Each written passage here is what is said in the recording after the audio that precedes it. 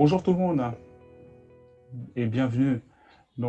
Comme la business agility peut être créatrice de valeur au niveau d'une organisation naissante, comment une startup a su se développer grâce à une organisation en mode produit? À ces questions, nous accueillons sans tarder Diana Brondel, qui va nous raconter son parcours et son expérience et ainsi nous donner quelques éléments de réponse par rapport à ces questions. Diana, je te laisse la parole. Alors, je pense Bonjour tout avoir le monde. vous voyez, alors attendez, peut-être que là, maintenant, ah voilà, super. Bonjour à tous. Je ne sais pas si c'est bon, est-ce que tout le monde me voit et tout le monde m'entend? Pour faire un premier sanity check. Moi, je m'appelle Diana Brondel. Ah, super, merci. Je m'appelle Diana, j'ai 39 ans.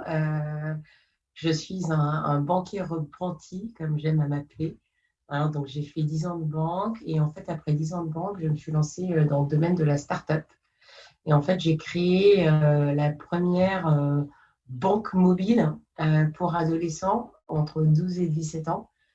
Du coup, je vous en reparlerai un petit peu plus en détail après, mais c'est vraiment un projet qui est à l'intersection de ma vie personnelle et de ma vie professionnelle. Donc, je suis banquier et je suis maman et j'ai des enfants. Et en fait, la question et le pain point que j'avais envie d'adresser, c'était de savoir comment on éduque des enfants à l'utilisation et comment on les familiarise à la gestion de l'argent. Donc, si cela vous va, je vais vous partager une présentation. Comme ça, on peut regarder tous ensemble et comme ça, vous verrez exactement ce qui a été fait. Oula, pardon, excusez-moi, je n'avais pas claque. Ce qui a été fait sur le projet, la manière dont on a itéré, la manière dont on avance, c'est-à-dire vu qu'on est en fait vraiment sur un pur mécanisme de création de quelque chose qui n'existait pas, on part réellement d'une feuille blanche et donc ce qui est vraiment hyper important, c'est de savoir où est-ce qu'on démarre, qu'est-ce qu'on fait et puis après comment on s'ajuste au fur et à mesure. Premier sujet qui pour moi est hyper important, c'est vraiment un peu l'identité. Surtout lorsqu'on monte une start-up, on y passe quand même beaucoup de temps, beaucoup d'énergie.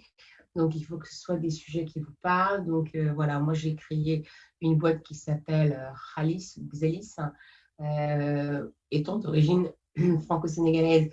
Xalis veut dire argent en Wolof. Et en fait, comme je vous le montrerai après, j'ai vraiment inscrit l'intégralité de ce projet dans une dimension franco-sénégalaise parce que c'était hyper important pour moi. Donc, concrètement, qu'avons-nous fait? Donc, nous avons lancé, pardon, excusez-moi. Donc, nous avons lancé une application mobile avec deux interfaces.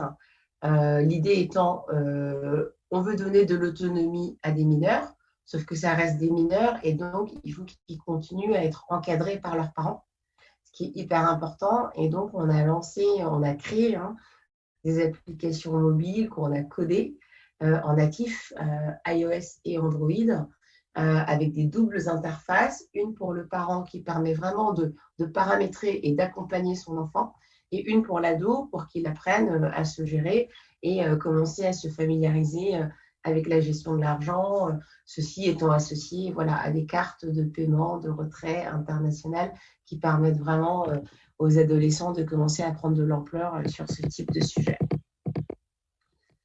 Pourquoi être allé sur ce marché-là? Pardon. Parce que c'est un marché qui est profond et sous-équipé.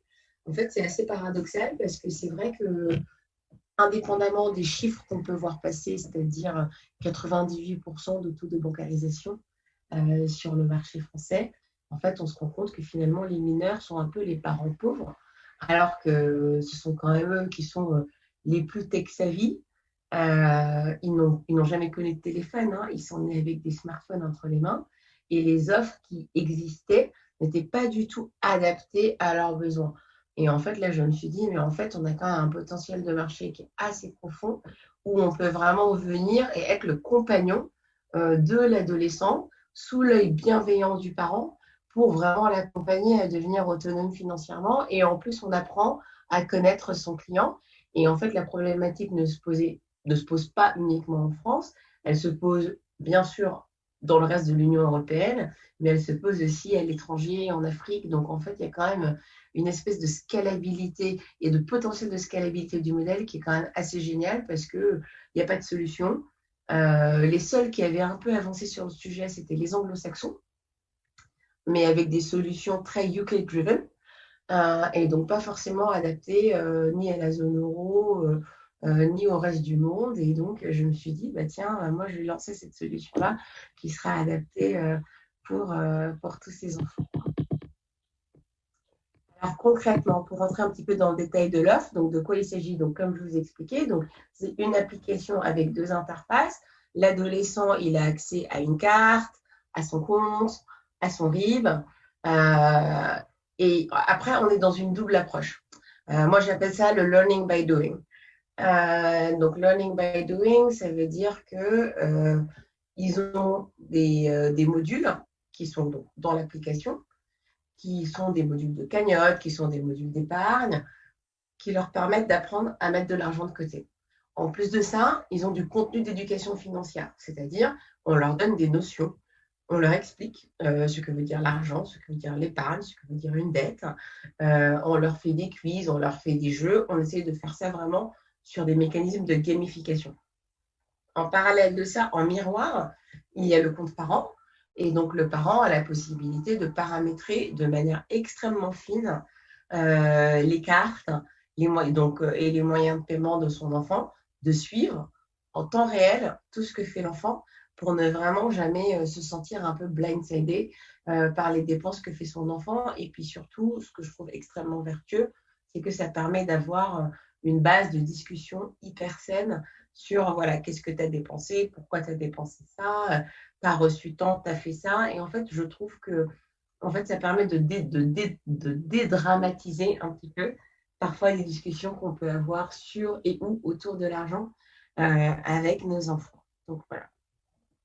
Donc en termes de proposition de valeur, hein, donc on est vraiment sur la partie éducation financière, sur du contenu extrêmement gamifié, parce que sinon on sait très clairement que les adolescents ne vont pas consommer le contenu d'éducation financière et en fait globalement on ne le produit pas nous-mêmes, nous on le retravaille et en fait on travaille avec des partenaires, donc notamment ABC Bourse, les jeunes chambres économiques, financières, la finance pour tous, qui sont un peu des acteurs de place, qui produisent du contenu qui est adapté, mais qui n'est pas forcément audible et digérable par les adolescents en tant que tels. Et donc, nous, on va voir ces gens-là, on signe des partenariats avec eux en leur disant, écoutez, on va faire un deal win-win, mettez-nous ce contenu à disposition, on va le rendre digeste, pour les ados. Et puis, de toute façon, s'ils ont envie de creuser ou d'aller plus loin, on pourra toujours les rediriger vers vos sites et vers vos activités. Et donc, c'est un schéma plutôt intéressant et plutôt sympathique. Donc, vraiment, l'éducation financière, c'est au cœur de toute notre proposition de valeur, tant côté parents pour suivre que côté ado. Et on essaye de rendre ça le plus ludique, joli possible pour que ce ne soit pas un pain et qu'ils n'aient pas l'impression voilà, d'être obligés d'aller mettre 10 euros chaque mois dans leur banque et sur leur compte. Non, tout se fait directement in-app, en temps réel, avec des petites jauges qui sont sympas, avec des mécanismes de bonification. Donc, l'idée, c'est vraiment d'avoir une user experience qui soit la plus friendly possible et surtout la plus incitative possible, si je puis dire, pour vraiment pousser les enfants à consommer ces sujets-là.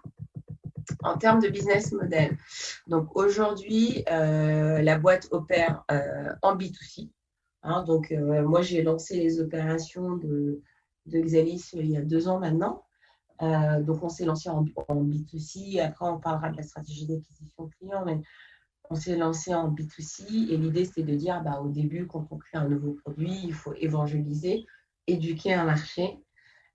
Et donc, ça, voilà, on a démarré sur un full B2C avec une double target, en plus, une double difficulté, si je puis dire.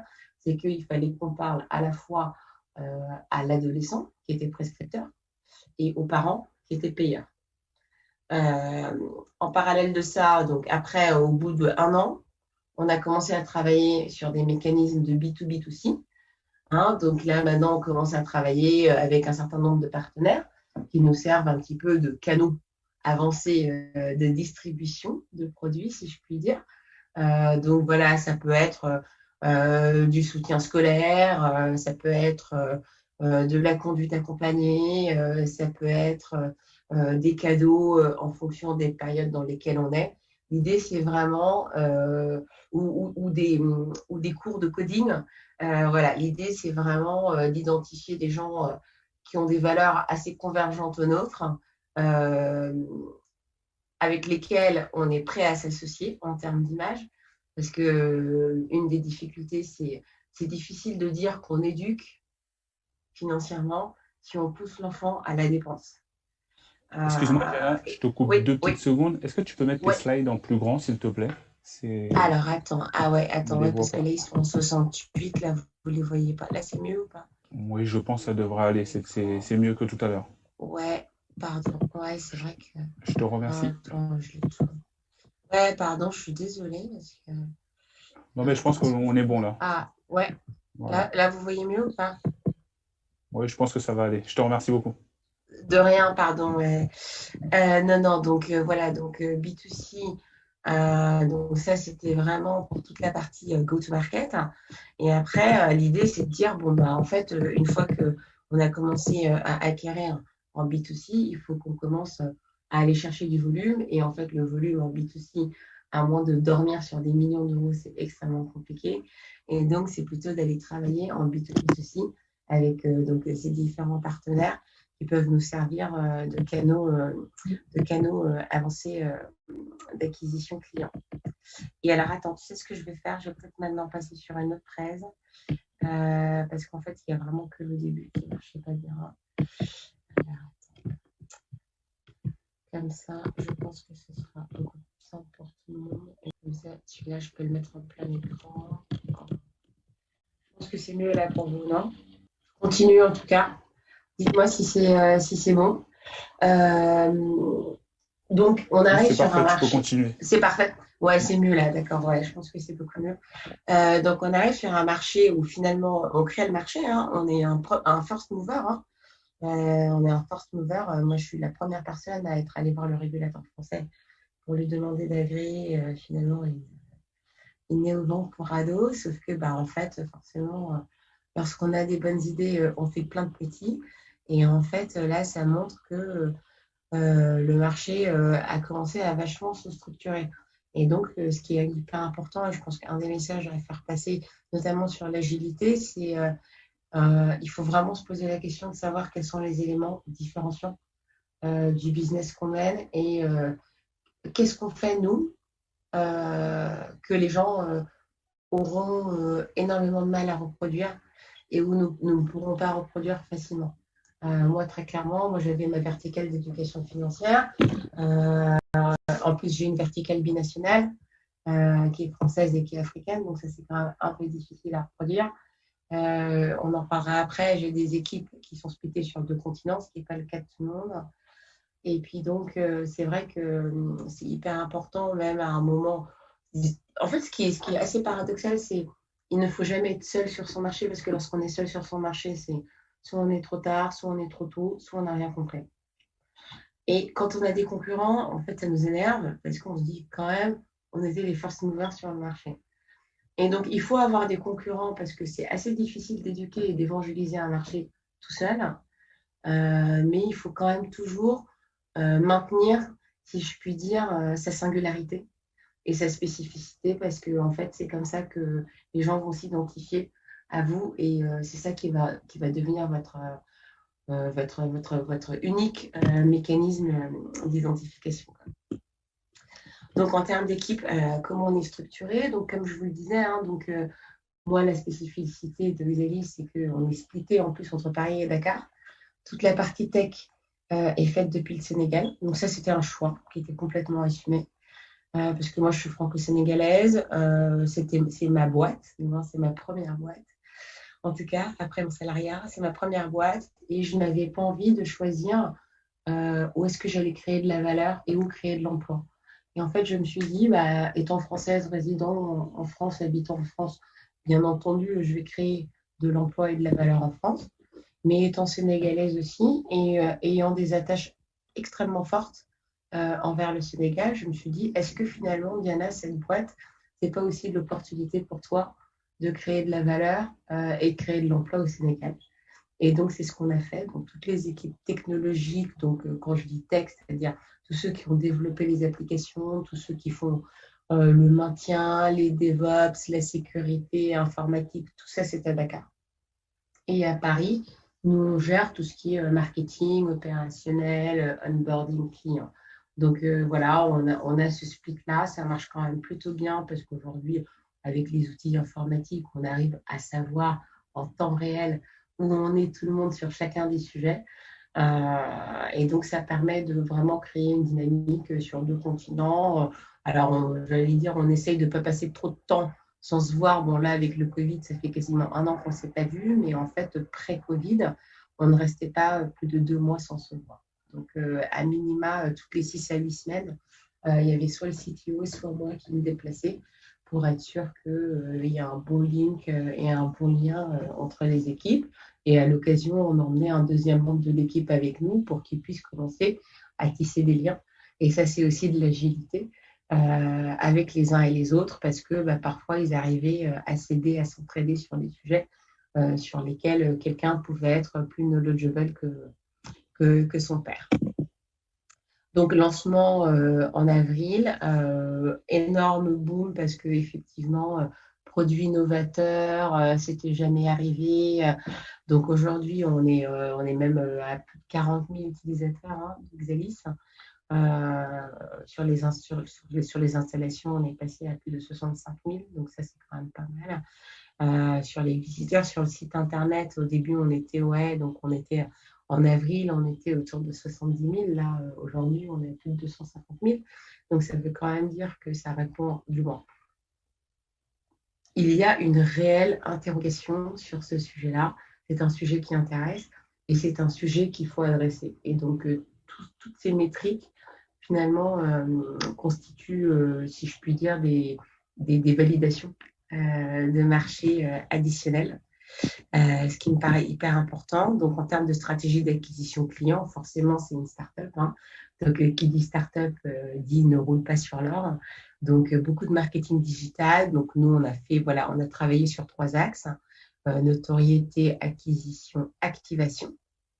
Donc, sur toute la partie notoriété, on a fait des campagnes d'influence sur Instagram pour se faire connaître, des jeux concours. Bien sûr, on avait une agence de RP, donc on a fait beaucoup de presse. Je vous montrerai après. Nous, on a eu plus de 200 retombées presse, ce qui est quand même assez psychédélique pour une start-up qui se lance sur un nouveau segment. Sur l'acquisition, travailler plutôt sur les réseaux sociaux, donc à destination des ados, plutôt Instagram, Snapchat, TikTok. Pour les parents, plutôt Facebook, Google Ads, et puis RP classique, des mécanismes de parrainage, et puis du marketing direct, bien sûr, qu'on a mis en place aussi. Et puis après, sur l'activation, une fois que j'ai envie de vous dire, vous avez ferré le poisson, il n'ouvre pas nécessairement un compte tout de suite. Et donc, il y a vraiment tout un processus de relance, retargeting, SMS, email marketing qu'il fallait construire via des bases de notification, via des séquences d'emailing qu'on avait montées, via des séquences de SMS qu'on avait montées pour vraiment être sûr de convertir le maximum de leads. Donc ça, c'est ce que je vous disais. Donc là, on est à 120, mais en fait, on est vraiment à plus de 200. Ce que vous n'avez pas là dans cette présentation, malheureusement, parce qu'elle se diffusait en plus petit que les autres, mais je peux peut-être la remettre là. Ce qui me paraît, moi, hyper important et qu'il faut vraiment bien avoir en tête, surtout lorsqu'on est une start-up et surtout on parle d'agilité, c'est en fait, il faut tout le temps se remettre en question et tout le temps se remettre en cause. Et en fait, pourquoi je vous dis ça parce que, comme je vous disais tout à l'heure, nous, effectivement, on a lancé une première version du produit en avril 2019. Et puis, dès 2020, on a commencé à faire des client voice pour demander à nos clients, bon, finalement, qu'est-ce qui vous plaît, qu'est-ce qui ne vous plaît pas, qu'est-ce qu'il faut changer, quels sont vos pain points et quels sont vos feel-good points sur l'application. Donc, ça nous a pris un peu de temps. On l'a fait de deux manières. On l'a fait à la fois par des questionnaires et on l'a aussi fait par des sessions de phone-in avec nos clients. Et en fait, à la fin de ça, on est arrivé avec une nouvelle version d'application. On a lancé, donc première version avril 2019, deuxième version septembre 2020. Donc en fait, c'est vraiment du dynamique, ça ne s'arrête jamais. Donc ça aussi, c'est vraiment hyper important. C'est-à-dire, c'est pas le produit est sorti une fois et puis c'est fini, on passe à autre chose. C'est non, c'est le produit, il est dynamique en fait. Le produit, il vit de manière dynamique. Moi, pour vous donner des exemples, au début, je n'avais pas de Touch ID, de Face ID. Ce sont des choses que j'ai mises en place. Les parents n'arrivaient pas, par exemple, à voir dans le détail tout ce que faisaient leurs enfants. On leur a mis des modules. Les ados, par exemple, n'arrivaient pas à savoir comment les parents avaient paramétré leur compte. Et donc, ce sont des choses qu'on a développées pour les mettre au sein de l'application. Et ce qui est vraiment important, et je pense que c'est vraiment ça le message clé, c'est que en fait, c'est dynamique, ça vit tous les jours. Pas plus tard que ce matin, on a réalisé des nouvelles features, on a réalisé du nouveau contenu d'éducation financière parce qu'en fait, il faut vraiment tout le temps être et se mettre en mouvement. Et donc, ça me paraît primordial. Et je pense que je vais peut-être m'arrêter là parce qu'après, je vais déborder de mon temps et je vais peut-être prendre des questions. Très bien, je te remercie beaucoup, Diana, pour cette belle présentation et cette belle initiative. Effectivement, nous avons des questions concernant ta très belle initiative. Donc, la première est la suivante. Comment Xalis a-t-elle réagi ou a su s'adapter suite à la crise du Covid? Alors, on est encore en plein dedans, c'est-à-dire on est encore en recovery. Pour être extrêmement transparent, nous, globalement, en fait, Xalis, comme c'était du B2C, on investissait pas mal en marketing, en communication, etc. Pendant le Covid, quand tout le monde était confiné chez soi et que les enfants étaient enfermés dans leur chambre et les parents télétravaillaient depuis le salon, c'était beaucoup plus difficile de vendre une solution d'autonomie financière. Donc, on a plutôt adopté ce que j'appelle la stratégie de la tortue. Donc, on n'a pas investi en marketing.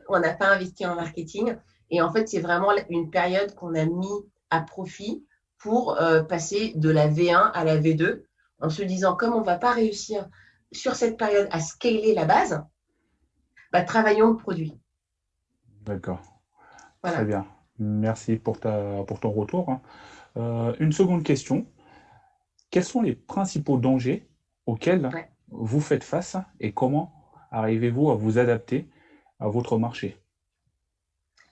Alors, en termes de danger, moi, je suis sur un marché réglementé déjà.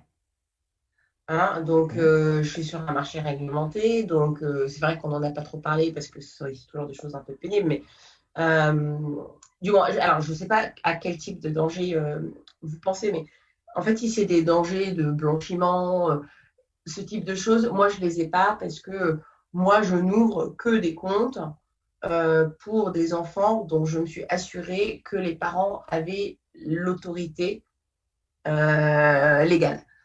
Donc, voilà, je ne suis pas en acquisition random. Déjà, parce que moi, je suis banquier, donc je pense qu'en plus, je suis psychologique en ayant été banquier. Je suis maman et je détesterais demain que, voilà, non, mais parce que moi, je pense toujours au pire. Je pense au Mac qui prend 10 cartes, voilà, voilà, ou dealer de shit qui donne 10 cartes aux gens pour qu'ils mettent, voilà, moi, je me suis dit, en fait, et ça, c'est hyper intéressant et c'est hyper important comme question parce que, en fait, si ce genre de choses arrivait, on ne s'en remettrait jamais en termes de risque de réputation. En fait, ce qui est particulièrement difficile et sensible, je pense, sur des segments, notamment sur des mineurs, là, comme on est sur des mineurs, les mineurs sont des populations protégées. Donc, dès que vous faites un truc qui dépasse d'un cheveu, vous êtes mort. Donc, en fait, même, j'ai envie de dire, mais de manière proactive, peut-être qu'on n'est même plus calife que le calife, quoi, hein. C'est-à-dire on est vraiment plus royaliste que le roi et on fait attention au maximum parce que il nous arrive une tuile, on ne va jamais s'en remettre. Effectivement, je te rejoins là-dessus. Merci également pour ce retour. On a d'autres questions, dont une, Ouais. c'est par rapport à ta structure et à l'agile. Donc, comment Ouais. emploies-tu l'agile dans ta structure? Écoute, moi, les gens, ils ont des postes et ils ont des fonctions. Et en fait, en fonction du moment de vie où j'en suis dans ma boîte, bah, je vais les redistribuer. Tu vois. C'est-à-dire que quand je suis effectivement en push marketing full, bah, mon responsable marketing, il va faire que du push marketing et la seule chose que je vais lui demander, c'est d'aller me trouver des influenceurs, de me faire du Facebook, de me faire de l'Insta, etc. Quand je suis en contraction, comme on a pu l'être pendant le Covid, bah, on a plutôt fait du product management. Et donc, j'ai pris ces mêmes personnes-là et je les ai réorientées. Parce que de toute façon, tu vois, ce qui constituait l'essence de leur boulot, ils n'arrivaient pas à le faire. Je n'allais pas les regarder et les payer à ne rien faire. Et en fait, l'idée, c'est vraiment tout le temps de te poser la question en fonction de où est-ce que tu en es, du moins quel est ton marché, quel est le statut de ton marché, quelle est ta vision à 2, 3 mois, quelles sont les compétences dont tu as besoin, et puis après de voir par rapport à ce que tu as dans ton organisation, comment tu peux réorganiser le tout. Tu vois, moi pareil, j'avais quelqu'un à un moment quand on a lancé, bah, effectivement, c'est allé assez vite sur les volumes, donc j'avais une junior CEO, et puis bah, après, quand ça s'est contracté, cette junior CEO, je l'ai prise, je l'ai déplacée, et je l'ai mise avec la tech pour travailler sur la V2 du produit. Tu vois. Ok. Parce que je considérais que j'avais plus besoin d'avoir 2 ETP full-time pour ouvrir des comptes parce qu'on n'ouvrait pas tant que ça.